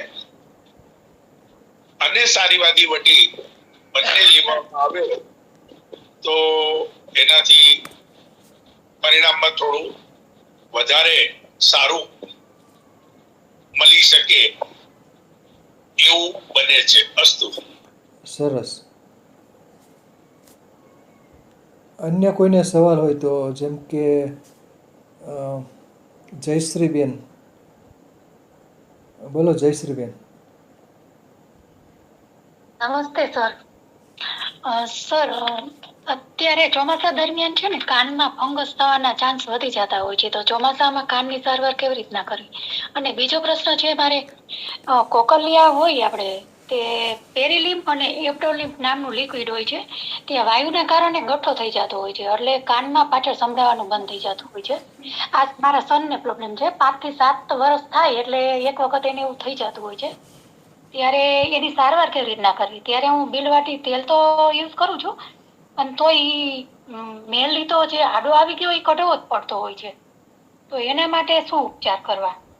એના માટે થઈને આ વખતે કોઈને કોઈ તૈયાર થશે તો આપણે હિંગવાદી તેલ તૈયાર કરાવશું, અને હિંગવાદી તેલનો લાંબો સમય સુધી એનો ઉપયોગ કરવાથી આ કોમ્પ્લિકેશન ના થાય એવું નક્કી છે. અને બાકી કાયમી માટે થઈ અને સરસ્યું તેલ સામાન્ય સુકોષ્ણ આપણે આગળ એક શબ્દનો ઉપયોગ કર્યો હતો, એટલે સહન થાય એટલું ગરમ ગરમ સેજ બબે ટીપા સરસિયા તેલના નાખવામાં આવે તો પણ સરસ મજાનું પરિણામ મળશે. અને લસણનો જે પ્રયોગ કર્યો એ પ્રયોગ કરવામાં આવે તો પણ ખૂબ સરસ પરિણામ મળશે. કારણ કે અત્યારે સૂંઠ, સિંધવ, લીડીપીપલ, નાગરમોજ, ઘોડાવજ, હિંગ આ બધા જ ભેજવાળા વાતાવરણના કારણે ચોમાસામાં વધારે પડતા તકલીફ થતી હોય તો આ તેલ સિદ્ધ કરી અને એનો પ્રયોગ કરવામાં આવે તો વધારે સારું પરિણામ મળી શકે. કાયમી ક્રોનિક ડિઝીઝ વિશે આપણે વાત કરી કે એને વારંવાર થતું હોય તો એને ચીકલેટ, બરફ, ઠંડા પીણા, ઠંડુ પાણી અને વધારે પડતા ચિકાસયુક્ત ખોરાકો બંધ કરાવવા, અઠવાડિયે એક વખત પેટ સાફ રખાવવું અને બને ત્યાં સુધી ઠંડા વાતાવરણમાં કાનમાં રૂ રાખવું. ગમે તેમ ખુલ્લા કાનથી આવા વરસાદનું પાણી, વરસાદનો ઠંડો પવન ન જાય એની કાળજી લેવી. અસ્તુ. ધન્યવાદ. સરસ સરસ. બોલો અનિલભાઈ પટેલ. જી સર, ઠક્કર સાહેબે જે અરિષ્ટ લક્ષણોની વાત કરી હતી કે અમુક 2 કે 3 વર્ષ અગાઉથી ને ખ્યાલમાં મને આવવા, તો ઠક્કર સાહેબ જે એક્સિડન્ટલી જે લોકોનું મૃત્યુ થાય તો એ લોકોને દેખાતા હશે અરિષ્ટ લક્ષણ કે એનું કેમ હોય? અરિષ્ટ લક્ષણ એક અવસ્થાનો લક્ષણો છે. ઉંમર પ્રમાણે અરિષ્ટ લક્ષણ હોય, પણ જો જેમ આપણે સ્વપ્નની વાત થતી હોય એમ અમુક વાર અમુક વ્યક્તિને અચાનક અમુક પ્રકારના રોગો આવે અને એના અમુક લક્ષણો એને સ્પીડમાં વધવા માંડે અને એના ફેરફાર શરીરમાં સ્પીડમાં દેખાવા માંડે, ત્યારે આ અરિષ્ટ લક્ષણોનો અભ્યાસ અગાઉ પણ મેં 2-3 વાર આ વાત કરી છે કે આના વિશે બહુ સરસ કીધું હતું. હા બરાબર છે. એટલે નાકરાણી સાહેબ તો એમને વેબિનારમાં 2-3 વેબિનાર લીધા હતા અરિષ્ટ લક્ષણો ઉપર. 2 થી 3 વેબિનાર લીધેલા છે નાકરાણી સાહેબ. સરસ સરસ. હવે આ કર્ણવેધ કરવાથી કાનના રોગોમાં કંઈ ફાયદો થઈ શકે? કર્ણવેધ આપણે પુરોહિત સાહેબ. હા સાહેબ. કર્ણવેધ કરવાથી એની મુખ્યત્વે કર્ણવેધ કરવામાં જે કાયમી માટે એમના જે અનુભવી લોકો એમની પાસે કર્ણવેધ કરાવવો જોઈએ. કર્ણવેધ કરવાથી એની એક અમુક પ્રકારની નાની નાની શિરાઓની વચ્ચેથી એનો વેધ થાય, અથવા તો સંપૂર્ણપણે સેન્ટરમાં એનો જેવી રીતે પુરુષોમાં અને બહેનોમાં તોડિયા, પછી કાનની અંદર બેનો વેઢલા પહેરે અને ડૂલ પહેરે, ડૂલ અને વેઢલા ઘી પહેરીને એના કાન છે ને 2-2 ઇંચ પહોળા થઈ ગયા હોય આખી જિંદગી પૂરી થતા, પાછા હવે તો સ્ટ્રીક લેવડાવવા પડતા, પણ એના વેદના પ્રકાર છે અને એ પ્રકારના સમજણ પૂર્વકના સેન્ટરની અંદર ચાંદીના તારથી વેધ કરવામાં આવે. હવે જે લોકો કાનની અંદર વેઇટ વાળા વેઢલા એટલે 1-1 તોલા એટલે 10-10 ગ્રામના સોનાના વેઢ અથવા તો વેઢલા અથવા તો ડૂલ પહેરતા હોય છે, એટલે એ કાનની અંદરનો નસોની જે બહેરાશ આવવાની શક્યતા એનામાંથી ઘણી બધી ઓછી થઈ જતી હોય. અત્યારે ઘણા બધા પેનો એના માટે થઈને બહુ મોટી રીંગો પણ વચમાં ફેશન નીકળી હતી, હવે તો પછી બંધ થઈ ગઈ કારણ કે મોંઘું, પણ એ પણ લોકો 5-5 ગ્રામ એટલે કે આખા અડધા તોલાની મોટી રીંગો બનાવીને કાનમાં પહેરે, તો એનાથી નસોની ઉપર અને આપણે જે વાત કરી ને છેલ્લે કર્ણનો મૂળ એ મૂળની અંદર ઈજા ઓછી થાય. પછી કાનના સેન્ટરની અંદર થોડિયા પહેરવામાં આવે. એ થોડિયા એકદમ એક્ઝેક્ટ સેન્ટરમાં બરાબર હોય તો શ્વાસના રોગીને પણ ત્યાં કાન વીંધવામાં આવે છે. અને બહેનોને તો ખાસ કરીને ત્યાં બહેનો અથવા ભાઈઓ પણ થોડિયા પહેરતા હોય છે. એને થોડિયા કહેવામાં આવે છે. શંકુ આકાર તો ના કહેવાય, પણ ગોળ રાઉન્ડમાં ભગવાનનું ઘુમ્મટ હોય એ ટાઈપના થોડિયા પહેરવામાં આવે તો એને કારણે થઈ અને કાનમાં બેરાશનું પ્રમાણ ઓછું થાય છે અને ફેફસાના રોગોમાં પણ ફાયદા કરે. પછી બધાથી ઉપર પહેરે એને ફૂલ કહેવાય, છત્રી આકારનું ફૂલ, જે આપણા લમણાની કાનનો એકદમ સેન્ટરમાં ઊંચો ભાગ હોય એમાં હોલ કરી અને એની અંદર ફૂલ પહેરવામાં આવે. એ પણ 1-1 તોલા જેવા પુરુષો પહેરતા હોય છે. ખાસ કરીને ઘણા બધા જ્ઞાતિના લોકો આનો ઉપયોગ કરતા હોય છે. અને એના ખંજવાળના અને જે પ્રકારના રોગો થતા હોય છે ગરમીને કારણે, એવા રોગોની અંદર પણ ખૂબ સરસ મજાનું પરિણામ ફૂલ પહેરવાથી આવતું હોય છે. ગરમીમાં કાનની અંદર ચસકા ન નીકળે. અને શરીરના ઘણા બધા આ બધાની અંદર સંપૂર્ણ નોલેજ નથી, પણ આ વેદ કરી અને પહેરવાથી ઘણા બધા રોગોમાં આપણને ખ્યાલ ન હોય એવા ઘણા બધા પ્રકારના રોગોની અંદર પણ ખૂબ સરસ મજાનું પરિણામ મળતું હોય છે. અજ્ઞાનતાવશ પહેરીએ છીએ અથવા તો પેઢી પરંપરામાં ચાલ્યું આવે છે ને પહેરીએ છીએ, પણ તંદુરસ્તી માટે તો 100% સારું છે. ધન્યવાદ. સરસ. બીજું, કાનના પડદામાં છિદ્ર થઈ ગયું હોય તો એના માટે શું સારવાર? અમુક લોકોને ધારો કે કાનમાં છિદ્ર થઈ ગયું હોય. આપણે ખબર હોય તો એક વખત અરવિંદભાઈ સંઘવીનું એનો ઓડિયો મેં મૂકેલો. આપણા ગિરનારી મંડળમાં 1.5 વર્ષ થઈ ગયું અને અમારા પેલા મંડળમાં મૂકેલો હતો. એમના સિસ્ટરને કાનના પડદામાં નાનું એવું કાણું પડી ગયું હતું અને બહેરાશ હતી, બાધિર્યતા આવી ગઈ હતી. તો એના માટે તેને ઊંટડીના પેશાબમાંથી ડ્રોપ તૈયાર કરેલા અને એ ડ્રોપનો ઉપયોગ કરવાથી 3 મહિના સુધી પરેજીની સાથે પ્રયોગ કરવાથી કાનના પડદાનો પછી ચેક કરાવ્યા તો ભાઈ એમ કે રેટિના ફાઉન્ડેશનમાં પંચર છે નહીં એવું એમના ડોક્ટરે એમને કહેલું અને સાંભળવામાં ખૂબ સારું પરિણામ મળ્યું હતું. તો ઊંટડીનો પેશાબ લાવતા પહેલા પેલા તો પ્રેગ્નેન્ટ એક વખત ના થઈ હોય તેવી ઊંટડીનો પેશાબ 5 લીટર લાવી અને એને ઉકાળી નાખવાનો અને ઉકાળીને લગભગ 3 લીટર જેટલો રહે ત્યારે એની અંદર પેશાબને ગાળી કચરો બધો કાઢી અને ત્યારબાદ એકદમ જાડા કપડાની અંદર મોટો ફટકડીના ગાંગડો રાખી અને અડધો લીટર પેશાબ નાખીએ તો એ પેશાબ ધીમે ધીમે કપડામાંથી એક ગ્રુપ લગભગ 30 સેકન્ડ લે. એવી રીતે ધીમે જે 3 લીટર પેશાબ હોય અથવા તો 2 લીટર જેટલો પેશાબ આપણે લીધો હોય ને ઉકાળીને એમાંથી 500 મિલી અડધો લીટર રાખ્યો હોય ને 50 ગ્રામ જેવો અંદર ફટકડીનો ટુકડો મૂકી અને એને મૂક્યો હોય જાડા કપડામાં તો 2 દિવસે એની અંદરથી આપણા હાથમાં 400 ગ્રામ જેટલું ડ્રોપ્સ તૈયાર થઈ જતા હોય છે. અને આ ડ્રોપ કાનની અંદર ઉપયોગ કરવાથી કાનના પડદા, કાનની અંદરની સુકાતી નસો, ઓડિયોમેટ્રીની અંદરનું એનું જે ફ્રીક્વન્સી આવવી જોઈએ એ ના આવતી હોય એની અંદર ખૂબ સરસ મજાનું પરિણામ આપે છે. અને આપણા ગ્રુપના જ ડોક્ટર ચૈતન્ય ભટ્ટ ખાસ કરીને આ ડ્રોપ વધારે પડતા બનાવે છે, એટલે કોઈને જોતા હોય તો ડોક્ટર ચૈતન્ય ભટ્ટ સાહેબનો કોન્ટેક્ટ કરવો અને એથી આપણને મળી શકે છે. અને મેં ઘણા બધા લોકો માટે થઈને આ તેમની પાસેથી લઈને જ વધારે પડતો પ્રયોગ કર્યો છે. પણ કેવી રીતે બનાવવું એ નિષ્ઠા હોય તો આપણે જણાવી દેવું જોઈએ કે કોઈ બનાવે તો પોતાની રીતે બનાવી શકે. ધન્યવાદ. સરસ. કાનના પડદાને લગભગ ઇયર ડ્રમ કહેવામાં આવે છે. Ear drum. હવે ઠક્કર સાહેબે હાથ ઊંચો કર્યો હતો. ઠક્કર સાહેબ બોલો.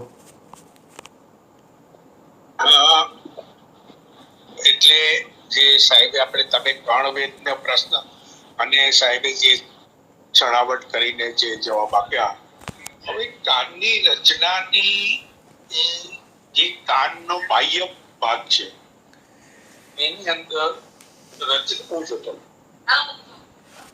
અંદર રચના એવી છે કે એ રચનાની નસોની અંદર અમુક જગ્યાએ કર્ણવેદ કરવાથી અસ્થમામાં પણ ફાયદો થાય છે. અમુક નસ ઉપર કર્ણવેદ કરવાથી હાઇડ્રોસીલમાં પણ ફાયદો થાય છે. એટલે કાનની રચના અને કાનને શરીર સાથેનો બહુ ગહેરો સંબંધ છે. આજે એક્યુપંચર થેરાપિસ્ટ જે પણ છે એ કાનની અંદર ઘણા પંચર કરી અને ઘણા બધા શરીરના રોગો ઉપર પરિણામ આપે છે. એટલે કાનની રચના અને કર્ણવેદ એ આપણું બહુ પરંપરાગત જૂનું શાસ્ત્ર છે. અસ્તુ. વાહ વાહ, સરસ સરસ. હવે જ્યોત્સનાબેન ભુવાએ હાથ ઊંચો કર્યો છે. કાનને લગતા જ પ્રશ્ન પૂછજો જ્યોત્સનાબેન ભુવા. હા, 100%.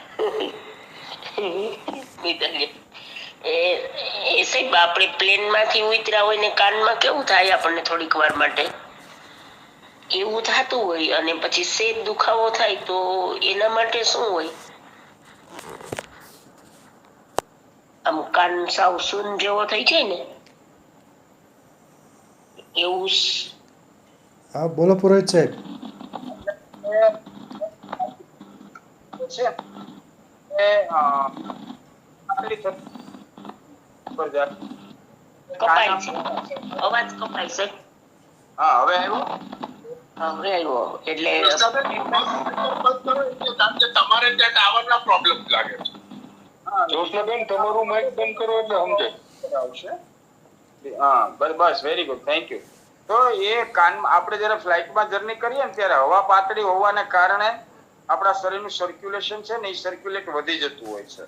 એટલે કાનને આપણે એકદમ સ્મૂથ થઈ ગયા હોય ને એવા લાગતા હોય છે. અને નીચે આપણે ટેકઓફ કરે પછી એકદમ જો લાંબા સમયની 2, 3, 4 કલાકની જર્ની હોય તો વધારે આપણને આનું ફીલ થતું હોય છે.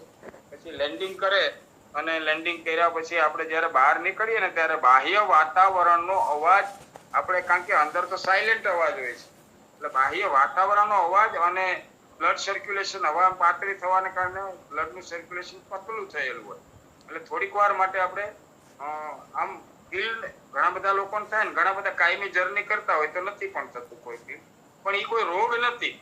અને આવો ડર લાગતો હોય તો ઘરે કાનમાં જર્ની આપણે ફ્લાઇટમાં જર્ની કરવી હોય પહેલા જ એની અંદર રૂ અથવા તો ગરમ કેપ ટોપી, હું આજે ખૂબ ફ્લાઇટની જર્ની કરી છે, કેટલા વખત કરી ખબર નથી, તો હું કાનની કેપ રાખું જ છું, ટોપી પહેરી જ લઉં. કેપ પહેરી અને પછી જ ફ્લાઇટમાં બેસવાનું અને એક શાલ રાખવાની અથવા સ્વેટર રાખવાનું, એટલે આપણને આવા કોઈ પ્રોબ્લેમ ન થાય એની કાળજી લેવી. અથવા તો રૂ રાખી દેવું, કારણ કે આ કોઈ રોગ નથી. ફ્લાઇટની જર્નીથી કોઈ કાનના કોઈ રોગોને કઈ લેવા દેવા નથી.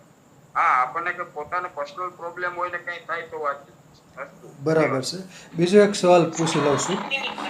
મારો પ્રશ્ન હું પ્રશ્ન પૂછું છું. 1 મિનિટ સાહેબ. એટલે એ મારો પ્રશ્ન એવો હતો કે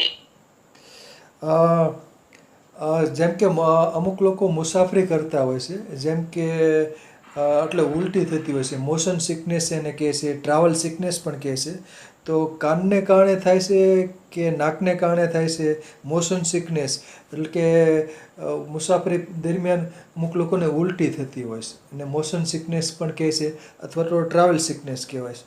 તો એ કાનને કારણે તો મોશન સિકનેસ થાય છે કે નાકને કારણે? હા, એ માનસિકતા એમાં વધારે હોય, બ્રેઇન સાથે સંકળાયેલું છે. જે લોકોને ઘણા લોકોને મેં આ પ્રયોગ આપેલો કે તમારે છે ને વોમિટ થતું મોઢામાં કાળા મરી રાખવા.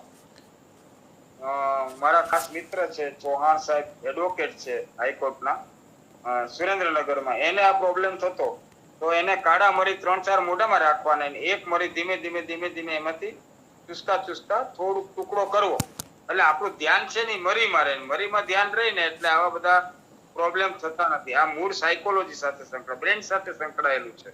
કાનને કે એને રોગ તરીકે વોમિટ ને કઈ લેવા દેવા હોતું નથી. બરાબર છે. હવે ઠક્કર સાહેબ હાથ ઊંચો કર્યો છે, બોલો ઠક્કર સાહેબ. ઠક્કર સાહેબ બોલશે. હા, હવે આજે મોશન સિકનેસ કો, હાઇટ સિકનેસ કો, ઓલ્ટિટ્યુડની, એ એમાં બે વસ્તુ મેડિકલ સાયન્સે જે રીતે એનું આપ્યું છે અને મારી પાસે જે એનો થોડો અભ્યાસ છે એના ઉપર કહું છું કે કોઈ પણ વાહનમાં આપણે જ્યારે સફર કરતા હોઈએ ત્યારે હવાની ગતિ વધી જતી હોય છે, એટલે વાયુ વૃદ્ધિ થાય અને ઓલ્ટિટ્યુડ ઉપર હવા પતલી થાય. આ બંને સ્થિતિમાં વાયુની વૃદ્ધિ અથવા આસ અને એના માર્ગો કાન અને નાક આ બે છે. એટલે વાયુ જ્યારે આ માર્ગો દ્વારા પ્રવેશાય ત્યારે મસ્તકમાં એનાથી એક ઇમ્બેલેન્સ ઊભું થાય છે, જે વર્ટિગોથી માંડી અને શીરસુરથી માંડી નોશિયા, વોમિટિંગ આવા બધા પ્રકૃતિના હિસાબે અલગ અલગ લક્ષણો સાથેની ફરિયાદો જોવા મળે છે. પણ વાત વૃદ્ધિ અને વાત ક્ષય આ બે એની પાછળ સ્થિતિ પ્રમાણે રોલ ભજવે છે એવું આપણે સમજવું પડે. અસ્તુ. સરસ સરસ સરસ સરસ સરસ સરસ સરસ.